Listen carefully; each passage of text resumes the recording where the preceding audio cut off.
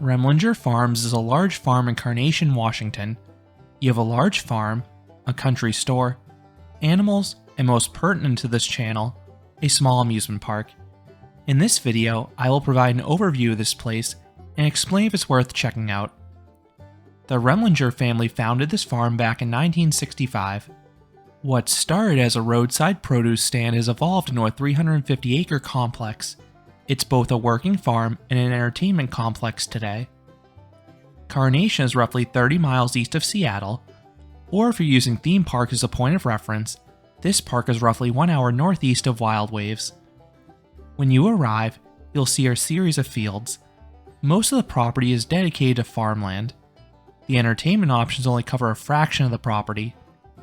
You'll find a free parking lot for guests. The closest spots are adjacent to the entrance, but you may have to park across the street on a busier day. Everyone then enters the main building. There, you'll find a restaurant and a large country store. The latter has all sorts of products from the farm, plus some other cute knickknacks. And then you have the fun park. To access this area, everyone must pay a flat rate of $30. You can either buy your admission in advance online or buy it in person. Regardless of which option you pick, you need to wait in line at the cash registers of the country store to get your wristband. The park has an interesting vibe to it. It sort of feels like a nature trail with all the trees, shade, and greenery. Then you have some small pockets of theming, mainly by Mind Twister and then the Native American section.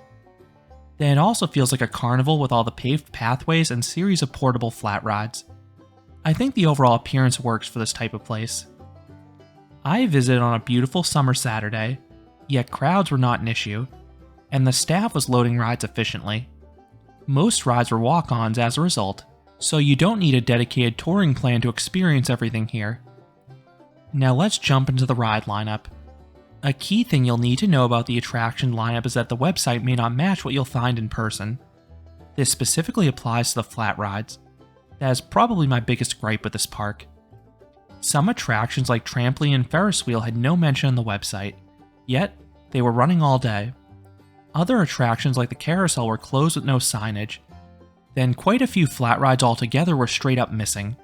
I noticed a few rides and trailers in the parking lot. I also noticed an entire section of the park closed off, and I believe that's where the fall festival takes place. So I suspect these extra rides are set up for that season alone. And that's fine if that's the case. I just wish they'd state that on the website so people can plan accordingly.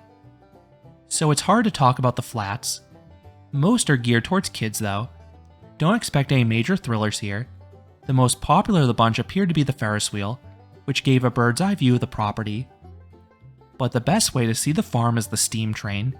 This is a 10-minute journey taking you through a large chunk of the property. You travel the length of the fun park. Then you go through the woods. Then you circle around some animal enclosures before heading back. And before concluding, you go through a tunnel complete with some bat effects. Another scenic ride is the antique car and country driving adventure. This is yet another permanent ride with a course beneath the trees. Then you also have these neat pedal cars where you travel over this rough and tumble course that's uniquely placed above animal enclosures. The most thrilling ride here is easily the zip line. This is short, but it is shockingly included with admission for a change. Then you also have one roller coaster and Mind Twister. This rides a fun queue line, and then it's a standard E&F Miler kiddie coaster. It's smooth and not too wild, making it a perfect first coaster for younger kids. And yes, adults can ride without a child if you want the credit. Along with the mechanical rides, you have some other attractions. There are some active attractions available. The park had some playgrounds, plus some other temporary activities like inflatables and a rock wall.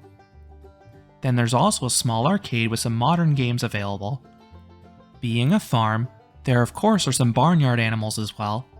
The most popular experience of all for kids is the pony rides. This is an extra $8 fee, and you need to check in by 2:30 p.m. to book this experience. Then you of course have some food options. I ate after I left the park, so I cannot comment on the smaller stands of the main restaurant in terms of quality. I again need to note that I visited this park during the summer season. This park does some special things during the fall festival like pumpkin picking, apple cannons, and corn mazes. This seems to be their most popular time of year to visit. So do I recommend visiting Remlinger Farms? For kids, absolutely. They could easily spend a half day here with a mix of small rides and active attractions. This place is a much more relaxed feel than a larger amusement park. If you're a coaster enthusiast, it's a much tougher call. This farm has a nice atmosphere, but you clearly are not the main audience. I can't see a coaster enthusiast needing more than an hour here. But I did have a pleasant time seeing the park, trying the train, and of course, getting on my coaster credit. So those are my thoughts on Remlinger Farms in Washington. What are your thoughts about this property? Let me know down in the comments. If you enjoyed this review, I would appreciate it if you gave this video a like, and you considered subscribing, because there'll be a lot more roller coaster and amusement park videos here at Canopy Coaster. Thanks for watching.